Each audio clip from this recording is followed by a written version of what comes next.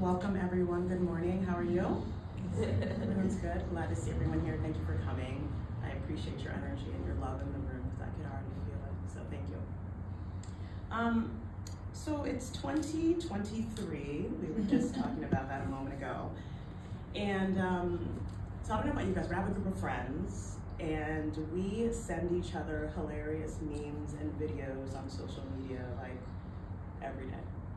We've been doing this since last year, and some of the videos are funny, some are a little naughty, but they keep us entertained as friends, and so it's probably like 5 or 6 of us who do this all the time. But every now and then we send each other a poignant, deep one that really gets us all thinking, and so I recently got one of those last week, and it's been really on my mind since I read that one, and it's a post, and maybe some of you've seen it, by a gentleman by the name of Cory Muscara. He's a meditation teacher on social media, and he talked about the fact that he had spent 15 hours a day for 6 months meditating with a monk. So he did a little social media post about the 31 lessons that he learned from being with this monk. And so one of my friends knows that I teach meditation, so they sent it to me, and it actually wasn't bad. And a few of them really hit home with me. So I wanted to share some of them with you and give my insights on those ones that really called to me. So the first one that caught my eye was one that said, "A sign of growth is having more tolerance for discomfort, but it's also having less tolerance for bullshit." Did you guys hear that? I made you repeat that. You heard that, right? Okay. So a sign of growth is having more tolerance for discomfort, but at the same time having less tolerance for bullshit. And this one really hit home for me and I see some people nodding their heads. It really got me here. And because I will say that over the past year, I've really leaned into and met head-on situations that in my younger years would have caused me to fear other people's opinions, to worry about what other people thought about me and what I was doing, or to worry about the repercussions of voicing my discomfort. I would have just shied away from those things. But the truth is, no one likes discomfort. No one. Whether it's physical, emotional, spiritual, we don't like it. It just doesn't feel good for us. But as my tolerance for discomfort increased, it gave me the opportunity to understand that discomfort is really just our soul gently, and I do mean gently, alerting us to slow down, to pause, to tune in, and to become aware of a situation that needs changing in our life. So by show of hands, question for you. How many people have ever felt discomfort over something? Every hand in the room, okay, great. So I'm gonna add to that. How many people have felt discomfort and ignored it? Okay, okay. Third part, how many people have felt discomfort, ignored it, and it came out amazing? Oh, no hands, okay. So, you know how that turned out, right? So, you probably thought at the end of that, I knew that was gonna happen. Or I saw that coming, yet we ignored it. And so why do we ignore the red flags, everyone calls them now? Why do we ignore these red flags? Well, I feel that we ignore these red flags because discomfort forces us to take accountability for the state of our current situation. We must stop, we must take inventory of what's not feeling in alignment, and then consider ways to readjust or realign ourselves. And sometimes these ways include voicing discomfort to other people. They include adjusting our expectations of other people, which isn't always nice. Sometimes they include just realigning with different people. All of those are things that none of us want to deal with. And the flip side to Cory's discomfort observation talked about having a decreased tolerance for bullshit, which again hit home for me too. Because when we refuse to tolerate BS, what we're really doing is we're honoring the fact that we don't deserve to feel the effects of personal discomfort, whether it be of our own doing or other people. We feel that we're better than that. We're deciding that we don't want to stay in an uncomfortable situation permanently. We're making a commitment to reprioritize our internal peace over external approval. So I ask you this: are you ready and are you willing to acknowledge discomfort in your life in order to evolve out of it? Can you commit to no longer entertaining bullshit? Can you do that for yourself for 2023?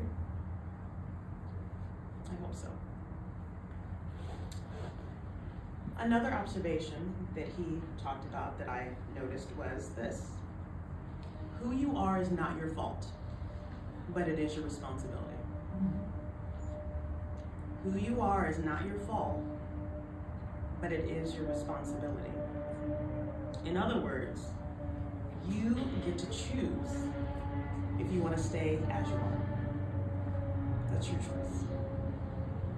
Let's face it, we're a product of our parents, our upbringing, our society, our culture, etc., yada, yada, yada. And these experiences really do shape how we see the world and how we see ourselves and how we see each other. But you know what?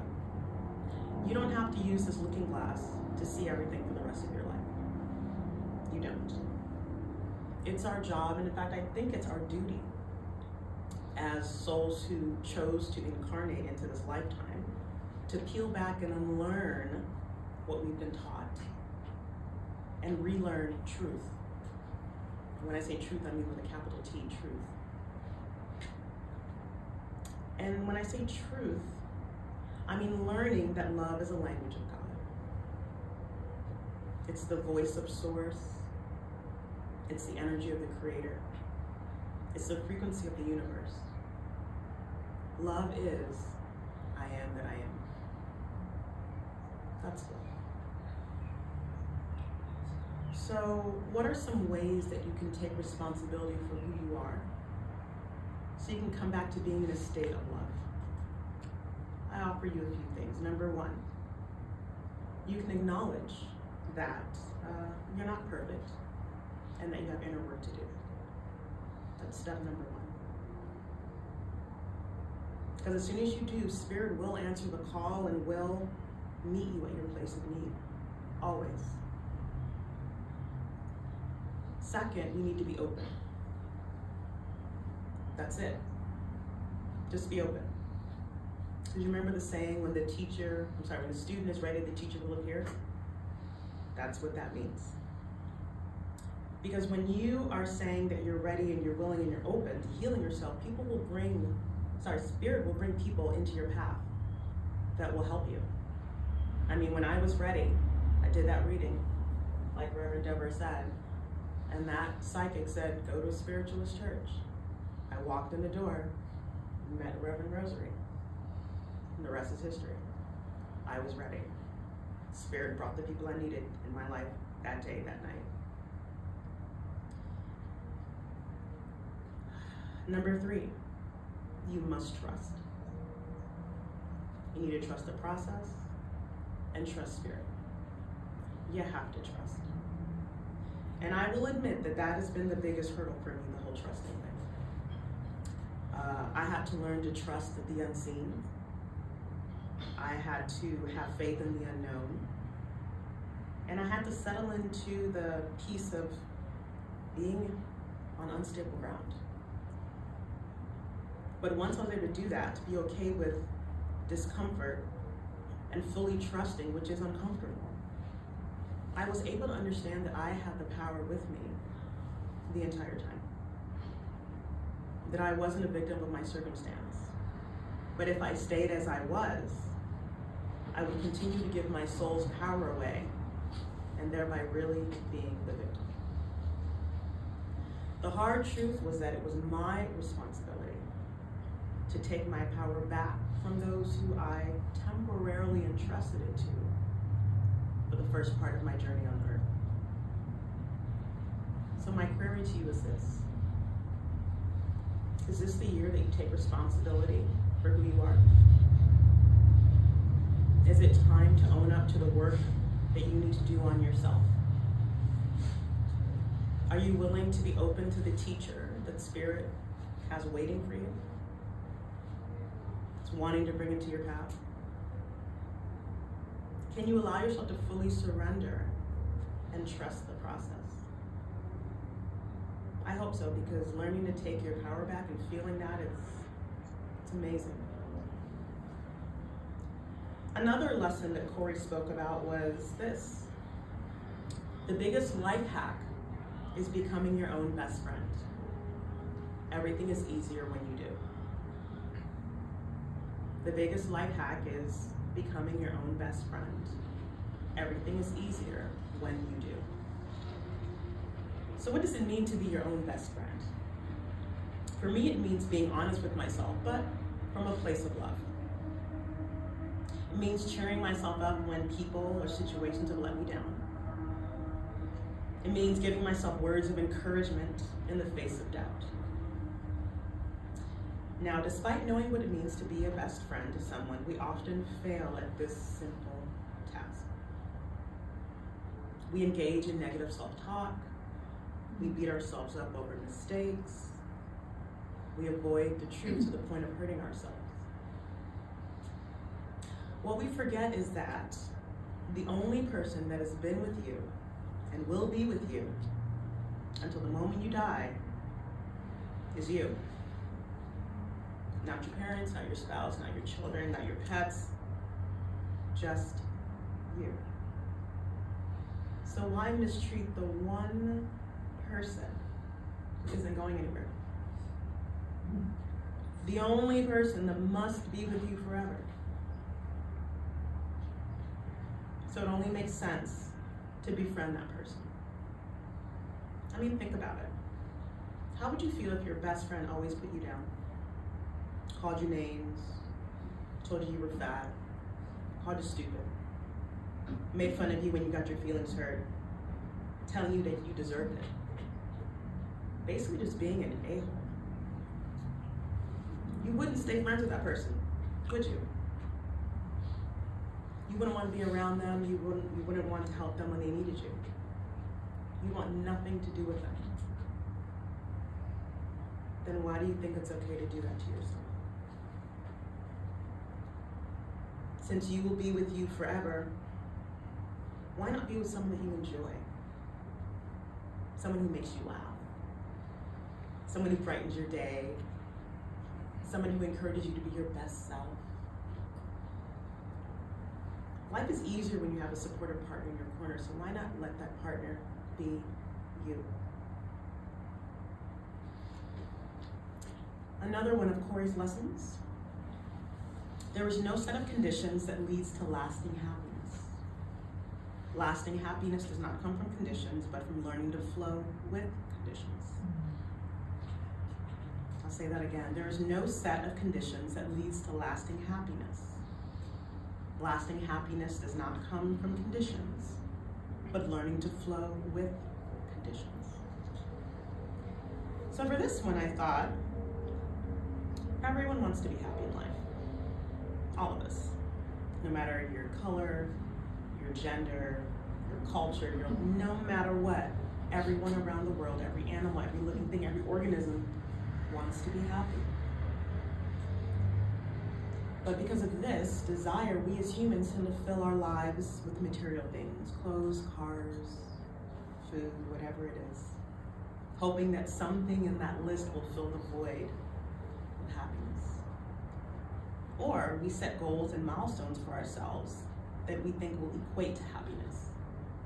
When I get old enough to move out of my parents' house, when I get my own place, when I go off to college, when I get my first real job. Okay, when my first real job makes 6 figures. Oh, okay, well, when I get married, when I have kids, when the kids move out, when I retire. Blah, blah, blah, right? right? It keeps getting pushed. But the thing to understand is that there is no happiness destination. There isn't. But it's all about learning to find happiness at each point in your life. And I know what you're thinking, easier said than done. I know. But really it's about surrendering to the reality before you and reminding yourself that everything happens for you, not to you. Once you can do this, you're able to look at your situation objectively and see how you can shift yourself to be in the flow and not against the current. So instead of doggy paddling your way to try to stay afloat in the seas of life, how about you flip onto your back, gaze up at the sun, and float? And let yourself be carried effortlessly on your part. I always say the universe conspires for your good. Literally, conspires for your good. They do, they're sneaky about it. They are. But you kind of need to turn your back to let them do their stuff. You can't keep watching over your shoulder. They can't sneak if you're watching the entire time. So my advice to you is to stop resisting and allow yourself to go with the flow. Encounter everything with childlike excitement for what's going to happen next. You get fired? Yeah, okay. If the universe shuts a door, I can't wait to see what wall they're going to break open for me. Right? Your partner broke up with you? All right. I can't wait to see the new, better version that they're going to bring me. Someone's going to support me even better than the last one, because clearly the last one wasn't doing it. I can't wait to see what you're going to bring next. I get excited when things happen in my life. They kind of slow me down, because I'm like, oh, there must be something better coming. And I get excited for the better. I always like to say that preconceived notions on how things will turn out in the future equals preconceived stress in the now. I can't worry about it. I gotta let it go. You can be happy in any situation if you can master this phrase, and I say this all the time. It is what it is. It is what it is. And it's funny because when I encounter people who say that phrase easily, I'm like, oh, I don't want to mess with them. Because no matter what, they're going to be cool with it. Imagine this, if somebody put a gun to your head and said, if you don't give me your purse, I'm going to shoot you. All right, it is what it is. What do? They're not afraid of dying. It takes away the power. When you're okay with everything, it takes away the sting. You're fired. Okay, it is what it is. What's your boss gonna say? They were expecting you to fight. Nope. It is what it is. It's fine. I'll be all right. So if you can begin to tell yourself and master that phrase on a deeper level, literally, it is what it is. It's not bad. It's not good. It is what it is. Let me float somewhere else. You will empower yourself and bring yourself back to a state of happiness a lot quicker than you would if you fought it. So you might as well focus on being happy. The next one that Corey talked about in his post was this. We often need to get out of alignment with the rest of the world to get back into alignment with ourselves. We often need to get out of alignment with the rest of the world to get back into alignment with ourselves. So most of you know that I travel often. And when I say travel, I mean pack a bag and I leave the country for at least a month every year. And I pack light. I don't invite anyone to go with me. And I find a place in the world that I don't know anything about. I don't know the language, the culture, numbers. I do this every year. And people's reactions are varied. It's either, oh wow, that's crazy. Or, oh, I can never do that. I have work, I have kids, I can't do that. Or, aren't you scared going by yourself? Aren't you scared? Those are my common reactions. And I always laugh to myself because clearly they missed the whole point of my going away. You know? Traveling lets me get out of alignment with my world. The world that's here. Even packing light with just a backpack, which I always do, it forces me to pare things down to what I really, really need. It's a metaphor for life. Do I need all the crap that I have? No. Do I need 5 pairs of shoes? Or just a pair of flip-flop and tennis shoes for my month away? Do I need 60 pairs of underwear if we're going away for 2 months? Or do I need 5 and I can hand wash every few days? It's these little things that really put in perspective what I really, really need. And you find out you don't need much. But when I'm in my world, I think I need all this.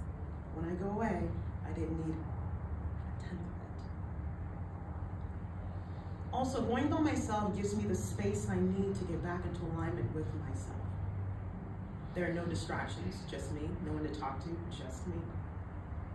I'm with myself in the morning, in the evening, and at night. In a place I don't know. I don't speak a language, so I can't talk to them. Nope, just me. So what better way to reconnect with yourself if you're your meal date, your window shopping buddy, your nature partner? You do everything with yourself. You learn what you really want to do. Like in the morning, what do you want to do today? I don't know. What should I do today? Where do you want to eat today? I don't know. What should I eat? It's a converse. I fall back in love with myself. Right? So it gives me the time and the space to love getting to know myself again. It also gives me the space to see where I have misaligned myself. And it gives me time to look deeper and understand why and get back into alignment. So it was during my trip out of the country last year, in one of my moments of deep internal thought, I looked into my soul's eyes and I saw my reflection. And it was of a person that I didn't recognize. A person who had outgrown old belief systems. A person who was confident in who she came to be in this lifetime. It was a person who knew that her real work was just beginning and that she needed to make space for a transition. So as I watched the ocean that day from the beach, I knew that my decision had been made. I knew that this year, 2023, would be the year that I would retire from the practice of law. And I knew that my soul needed to coax and trick my mind into this birthing process because it was a big deal. It was my identity for the past 20 years. We've been talking about it today. So I thought it was funny that was a part we talked about. Because I knew that this would be my 20th year and it would be the year that I'd retire. Because I had other things to do. But I don't think I would have come to that realization had I not taken time to see where I was out of alignment and get myself back into my real alignment. So it's time to be reborn in 2023. You guys are the first to know. So, and it's funny, after I wrapped my head around that, and I kind of toyed with it over the past few months, few weeks, and once I finally made that decision, new business opportunities popped up, sprung open. So I was like, oh, I was blocking my own self. Look at that. So it was, feels good to be back in alignment. So speaking of alignment, I wanted us to do a quick alignment check for all of us here. So I want you all to close your eyes, sit up straight. I want you to place your right palm at the base of your neck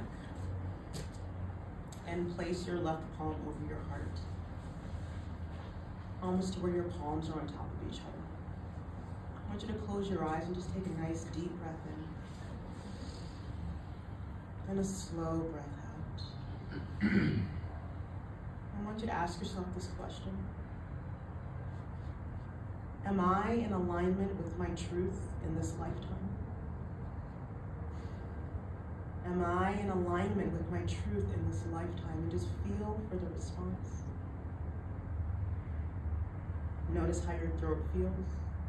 if you're swallowing, if your breath becomes shallow, if your heart flutters. Just notice what your body and your heart is doing in this moment.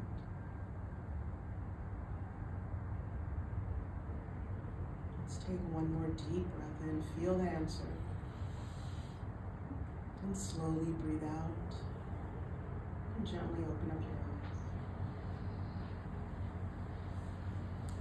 So I know all of you got an answer. If that answer was no, I would offer that you plan a little getaway for yourself, even if it's just a day, the weekend, whatever. Maybe out to Joshua Tree or Julian, someplace a little bit far from home. And just be in nature, be in peace, be in quiet. Listen, feel, and get yourself back into alignment. And you'll be able to tell yourself in that moment what you need to do to get back into alignment. And the last lesson that Corey had that stuck to me is this. You cannot practice non-attachment. You can only show your mind the suffering attachment creates. When your mind sees this clearly, it will let go. I'll say that again. You cannot practice non-attachment. You can only show your mind the suffering attachment creates. When your mind sees this clearly, it will let go.